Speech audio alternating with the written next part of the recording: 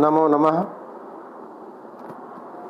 प्रिय विद्यार्थियों, मित्रों, आज हम छंदों के वर्णन के क्रम में एक विशिष्ट छंद जिसे वंशस्थ छंद के नाम से जानते हैं उसका अध्ययन करेंगे, उसके विषय में जानेंगे। वंशस्थ छंद जैसा कि नाम से भी हमें ज्ञात हो रहा है, अगर हम उसका विग्रह करते हैं तो वंशे स्थितम वंशस्थम, अर्थात वंश में जो विराजमान हो, वंश परंपरा के आधार पर जो चला आ रहा हो, वह वंशस्थ है। तो यहाँ आशय है नामकरण का कि यह ऐसा छंद है जो इसके वर्णन में, इसके निर्माण में प्रारंभिक परंपरा चली आ रही है। वंश की जो व्यवस्थाएं हैं, छंद की जो प्रारंभिक व्यवस्थाएं हैं, वो इस छंद के अंतर्गत हमें प्राप्त होती है, देखने को मिलती है। 12 अक्षर होने के कारण यह छंद कवियों के द्वारा ग्राह्य है, तथा चूँकि वर्ण अधिक होने के कारण यदि हम अपने भावों को समेट पाते हैं, अधिक वर्णन कर पाते हैं, तो वह छंद हमारे लिए और भी ग्राह्य हो जाता है। इसलिए अन्य कम वर्णों वाले की अपेक्षा यह 12 वर्ण का वंशस्थ छंद कवियों के द्वारा लोकप्रिय है, तथा अनेक महाकाव्यों में सर्ग, पूरा सर्ग वंशस्थ छंद में महाकवियों ने इसमें रचना की है। आइए पहले हम इसके गण के विषय में चर्चा करते हैं, इसके लक्षण के विषय में चर्चा करते हैं। इसके बाद उसके उदाहरणों को देखेंगे और जानेंगे कहाँ कहाँ इनका अत्यधिक उपयोग किया गया है। इस छंद को विद्वज्जन लोग इसलिए भी विद्वज्जनों के बीच में लोकप्रिय है कि इसमें अनुप्रास आदि वर्णों की छटा देखने को मिलती है, तो अत्यंत मनोहर प्रतीत होता है। लक्षण देखते हैं। जतौ तु वंशस्थमुदीरितं जरौ, पुनः देखें, जतौ तु वंशस्थमुदीरितं जरौ। जैसा कि आप सभी को ज्ञात है कि अधिकांश जो छंदों के लक्षण विद्वानों ने किए हैं, वे वैसे लक्षण ऐसे किए हैं कि मानो उस लक्षण को ही आप गाएंगे तो एक चरण को आप बहुत आराम से उसको आनंद पूर्वक गाते हैं, तो वह एक चरण उसकी पूर्ति हो जाती है।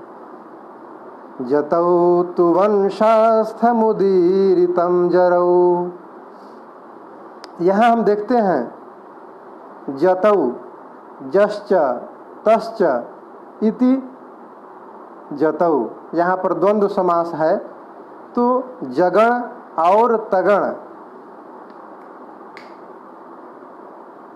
अगर ये सबसे पहले ये दोनों गण हमें दिखाई पड़ते हैं, उसके पश्चात वंशस्थम, वह छंद वंशस्थ होता है। उदीरितम जरौ, और उसके पश्चात जगण तगण के पश्चात जगण और पुनः रगण आता है, तो वह छंद वंशस्थ छंद कहा जाता है। अर्थात पुनः देखें, जगण तत्पश्चात तगण और पुनः जगण और उसके बाद रगण यदि आता है तो वह छंद वंशस्थ छंद होता है। 4 गणों का समुदाय होने के कारण यहाँ हम जानते हैं कि एक गण के अंतर्गत 3 वर्ण होते हैं, तो 4 गणों के अंतर्गत 3 वर्ण होकर के कुल मिलाकर के 12 वर्ण एक चरण में देखने को मिलते हैं। तो जतौ तु वंशस्थमुदीरितं जरौ, अर्थात वंशस्थ छंद के अंतर्गत जगण तगण और पुनः जगण और तत्पश्चात रगण होता है, वही वंशस्थ छंद का लक्षण है। हम देखते हैं कि पूर्व में भी जैसा कि हमने देखा है, इंद्र वज्रा छंद हुआ या उपेंद्र वज्रा छंद हुआ या उपजाति छंद हुआ, जगण और तगण की जो युति होती है वह गेयता को बढ़ा देती है। आनंद को बढ़ा देती है कि हम उसे गीत के रूप में बहुत आसानी से सरलता पूर्वक हम उसको गा सकते हैं और गेता को वह छंद प्राप्त हो जाता है। जगण और तगण जहाँ प्रारंभ में हो या उसके बाद एक साथ जब युति होती है दोनों की, तो वहाँ पर वह गेयता अधिक हो जाती है वहाँ पर उस छंद में। महाकवियों ने जैसे कि रातार्जुनीयम में प्रथम सर्ग संपूर्ण इसी छंद में है, वंशस्थ छंद में है। इसी प्रकार शिशुपाल वधम के का प्रथम सर्ग भी है, वह इसी छंद में है, वंशस्थ छंद में है। इसी प्रकार नैषधीय चरितम भी प्रथम सर्ग इसी छंद में, वंशस्थ छंद में, आगे तो है ही किंतु यह पूरा का पूरा सर्ग ही इस वंशस्थ छंद में महाकवियों ने रचित किया है। कुमार संभव का पंचम सर्ग इसी प्रकार से पार्वती तपस्या, भगवती पार्वती किस प्रकार से भगवान शिव को प्राप्त करने के लिए तपस्या कर रही हैं, सारा विवरण महाकवि ने इसी छंद में छंदोबद्ध किया है। उदाहरण देखते हैं सबसे पहले। विलासवंशस्थ विलम मुखानिलैः, भगवान श्री कृष्ण का वर्णन है। विलासवंशस्थ विलम मुखानिलैः प्रपूय यः पंचम रागमुद्गिरन् ब्रजांगनानामपि गानशालिनां जहार मानं सहरिः पुनातु वः। भगवान श्री कृष्ण सबको पवित्र करें, सबकी मनोभावों को पवित्र करें, इसी अर्थ को लेता हुआ देखें। विलास वंशस्थ विलम मुखानिलैः, मुख के द्वारा जो अनिल अर्थात वायु प्रवाहित हो रहा है विलास वंशस्थ बांसुरी के माध्यम से, वैसे जो प्रवाहित होता हुआ जो वायु है, प्रपूर्य यह पंचम राग मुद्गिरन, वह पंचम स्वर में निकल रहा है, प्रकट हो रहा है। ऐसा जो पंचम स्वर भगवान श्री कृष्ण के द्वारा जो वायु के माध्यम से प्रवाहित हो रहा है। ब्रजांगनानामपि गानशालिनाम, जो ब्रजांगनाएं हैं, गोपियां हैं, तथा अन्य भी जो गाने वाले नारद इत्यादि ऋषि हैं, जो कि गानशाली लोग हैं, गेयता को में दिव्यता को प्राप्त हैं, ऐसे जो लोग हैं उनको भी जहार मानम सहरि, ऐसे जो भगवान श्री हरि हैं वह उनके जो मान है, जो अहम भाव है, उनको समाप्त करने वाले हैं। ऐसे भगवान श्री कृष्ण पुनात वह आप सभी की के मनोभावों को पवित्र करें, आप सभी को, हम सभी को पवित्र करें। यहाँ पर हम देखते हैं विलासवन, विलास, यहाँ पर वि लघु हो गया, उसी प्रकार ला गुरु हो गया और तत्पश्चात पुनः स लघु हो गया। तो हम जानते हैं कि जगण जो होता है एक लघु और एक गुरु और पुनः लघु होता है। तो जभान, जैसे कि हम जब भी सूत्र पढ़ते हैं या माता राजभान सलगम, तो वहाँ पर जभान शब्द आता है, तो जो बताता है कि एक लघु, एक गुरु और एक लघु होगा तो वह जगण होगा। तो यहाँ पर भी विलास शब्द जो है वह जगण है। तो उसी प्रकार से आगे हम देखते हैं वंशस्थ, यह छंद देखिए, यह शब्द देखिए, इसमें गणों की व्यवस्था किस प्रकार से है। वन गुरु हो गया, श चूँकि आगे स और थ का संयोग वर्ण है इसलिए यह भी गुरु हो गया, और पुनः थ लघु हो गया। तो जानते हैं हम कि दो गुरु और एक लघु यदि होता है तो वहाँ पर तगण होता है। तो प्रथम में जगण, तत्पश्चात तगण। आगे के उदाहरण में देखते हैं जो हमें उम्मीद है आप सभी को स्मृत होगा, याद होगा, तो उस पर हमें और बैठाने में आसानी हो जाएगी। एक महत्वपूर्ण श्लोक जो कि महाकवि कालिदास के द्वारा रचित है, आप सबने सुना होगा, बड़ा ही मनोहर है, प्रसंग बताने की आवश्यकता नहीं है। इदं किलाव्याज मनोहरं वपुः तपः क्षमं साधयितुं य इच्छति ध्रुवं स नीलोत्पलपत्रधारया शमीलताम छेत्तुम ऋषिर्व्यवस्यति। महाकवि कालिदास का यह प्रसिद्ध पद्य है। जब राजा शकुंतला को देख करके और विचार करते हैं, शकुंतला जलों को जो है वृक्षों को सिंचन कर रही है, तो सिंचन क्रिया को देख करके जो राजा दुष्यंत हैं वह विचार करते हैं कि इस किस प्रकार के इस मनोहरांगी को, कोमलांगी को कठिन कार्य में लगा दिया है ऋषि ने, तो यह अत्यंत दुष्कर कार्य है। इदम किलाव्याज मनोहरम वपुः, यह इसका जो शरीर है वह अत्यंत मनोहर है, निश्चय ही अत्यंत कोमल है। और तप क्षमम साधयितुम यच्छति, जो व्यक्ति इसको तप करने के अंतर्गत लगा रहा है, तप क्रिया के योग्य बनाना चाह रहा है, उसमें लगाना चाह रहा है, वह उसी प्रकार है। ध्रुवम सनीलोत्पल पत्र धारया, निश्चय ही ध्रुव शब्द निश्चयता को दर्शाता है। नीलोत्पत्र पत्र धारया अर्थात नील कमल के पत्र के द्वारा, जो कि अत्यंत कोमल होता है, उसकी नोक के द्वारा शमीलताम छेत्तुम ऋषिर्व्यवस्यति, शमी जैसे कठोर वृक्ष को काटना चाह रहा है। तो इस प्रकार से ऐसा प्रतीत होता है कि शमी जैसे कठोर वृक्ष को जिस प्रकार से उस नीलोत्पल पत्र के द्वारा काटना, उसी प्रकार से इस मनोहरांगी कोमलांगी को इस क्रिया में, कठिन कार्य में लगाया जा रहा है। यहाँ उदाहरण को हम देखते हैं, इदम की, यह देखते हैं कि ई यह लघु हो गया, दम यह अनुस्वार के कारण सानुस्वारो दीर्घश्च विसर्गी च गुरु भवे, तो अनुस्वार होने के कारण यहाँ पर गुरु हो गया।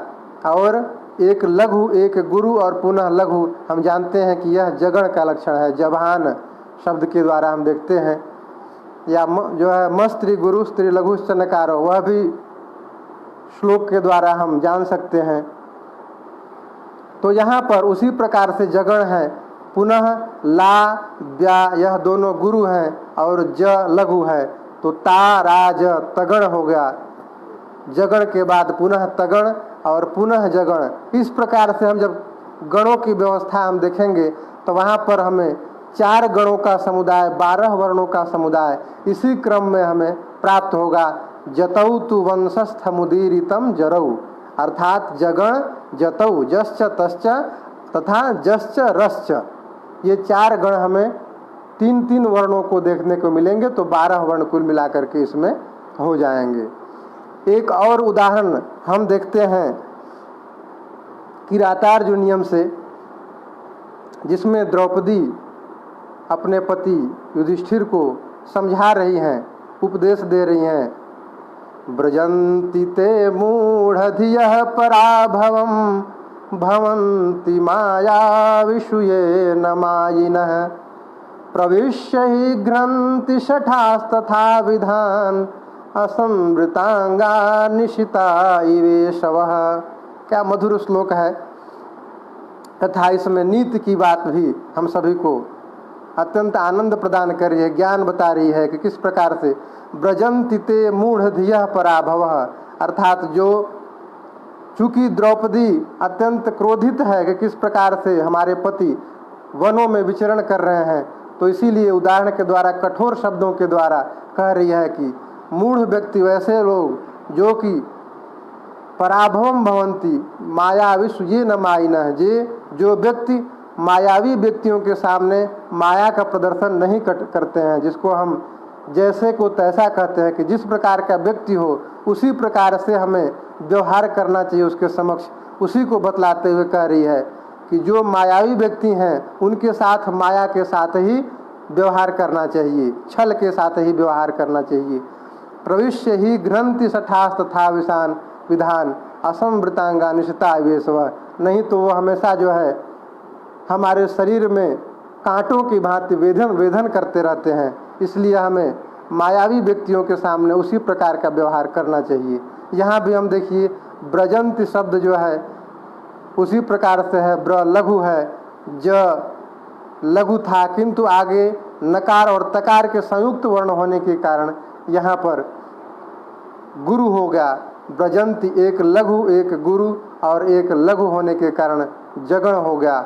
उसी प्रकार से ते मूढ़, यहाँ पर भी ते गुरु हो गया, मू गुरु हो गया, ढ़ लघु हो गया, तो यहाँ भी तगण हो गया। पुनः धियः प, यह हम देखते हैं तो जगण, एक लघु धी लघु, यह गुरु और प यह लघु वर्ण है। इस प्रकार से, इसी प्रकार से हम उसमें आगे जब देखते जाएंगे तो वहाँ पर चारों चरणों को इसी प्रकार से पाएंगे, जगण तगण जतऊ और तत्पश्चात जरऊ अर्थात जगण रगण। इसके पश्चात एक और श्लोक अभिज्ञान शाकुंतलम से देखते हैं। जब राजा दुष्यंत शकुंतला को देखते हैं, उनमें प्रेम के भाव उदित होते हैं, तो देखें मधुर श्लोक है, असंशयम छत्र परिग्रह क्षमा यदार्यमस्याभिलाषी में मनः सताम ही संदेह पदेषु वस्तुषु प्रमाणमन्तः कर्ण प्रवृत्तयः।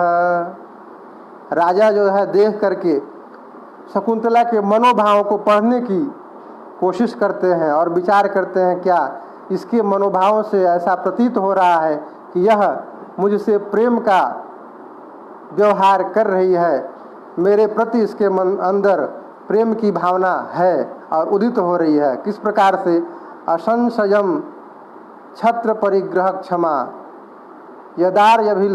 यदार्यमस्याभिलाष में मनः, यह किस प्रकार से मेरे द्वारा ग्रहण करने योग्य है। इसको देखें कि यह छत्र परिग्रह क्षमा, क्या छत्री के द्वारा धारण करने योग्य है। आर्यम अस्याभिलाष में मनः, इसीलिए मेरा मन अभिलषित हो रहा है इसके प्रति, इसके प्रति प्रेम के भाव मेरे मन में उदय हो रहे हैं। क्योंकि सताम ही संदेह पदेषु वस्तुषु, सज्जनों का जो संदेह होता है, किसी वस्तु के प्रति संदेह होता है, वह उसका प्रमाण तो अंतःकरण प्रवृत्तयः, उसके अंदर जो अंतःकरण की प्रवृत्तियां होती हैं तो वही उसका प्रमाण होती हैं और दूसरा कोई प्रमाण नहीं होता है। अर्थात जैसा कि हम अपने भी मन में देखते हैं कि जो मेरा अंतःकरण यदि शुद्ध हृदय से कहता है कि यह सही है, तो हम देखते हैं कि अधिकांश चीज़ें वहाँ वह सही ही होती हैं और अच्छा और बुरा दोनों हमारे हृदय में होते हैं, किंतु हमारा मन निश्चय ही अच्छाई की ओर प्रेरित करता है। तो उसी को राजा कहते हैं कि ऐसा प्रतीत होता है कि यह जो है छत्र परिग्रह क्षमा, छत्री के द्वारा विवाह करने योग्य है, क्योंकि मेरा जो मन है